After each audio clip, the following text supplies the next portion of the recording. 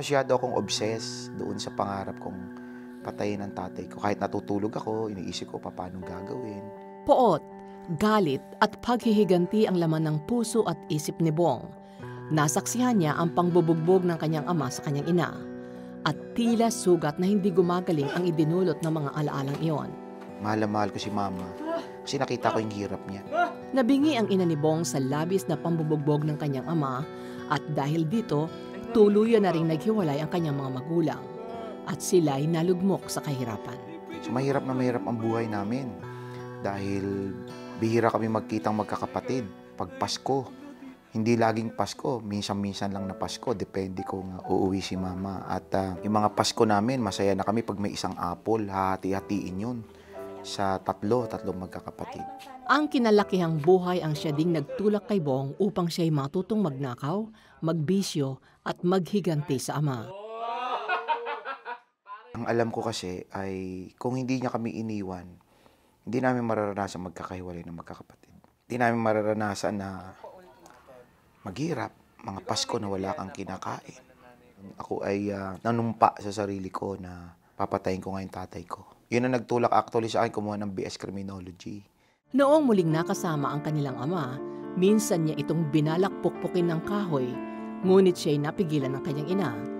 Dahil dito, tinakas siya ng ina papalayo sa kanilang ama. Nanghihinayang ako, hindi natuloy. Sinawa ko sa mama ko.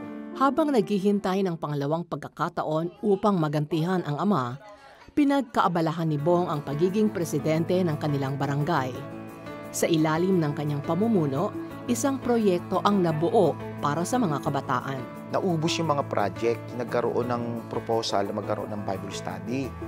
Ang Bible study na nag-umpisa bilang isang proyekto ang siyang naging daan para magbago ang buhay ni Bong. Tinanggap ko si Jesus May 26, 1985. Meron akong naka-reading marijuana para sa aking anniversary celebration at pera pambili ng mga alak. Nung tinanggap ko si Jesus, biglang parang may nabunot na hindi maintindihan sa puso at isip ko, biglang lumiwanag yung aking pananaw.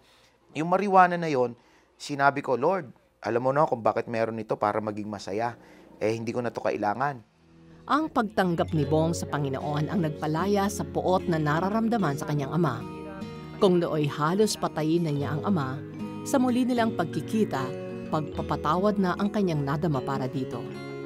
Sabi ko sa kanya, okay na yun. Kasi kaya nangyari yan, di mo kasi tinanggap si Jesus. Ako tinanggap ko na si Jesus, kaya pa pinatatawad na kita. Matapos ang madamdaming yugto sa kanyang ama, hinarap na ni Bong ang buhay na pinagpala at malaya sa puot. Taong 1991 nang nakipag-isang dibdib si Bong kay Rose. Naging magkatuwang sila sa mga gawain ng kanilang simbahan at kapwa nakarating na sa iba't ibang sulok ng daigdig sa pangangaral ng salita ng Diyos.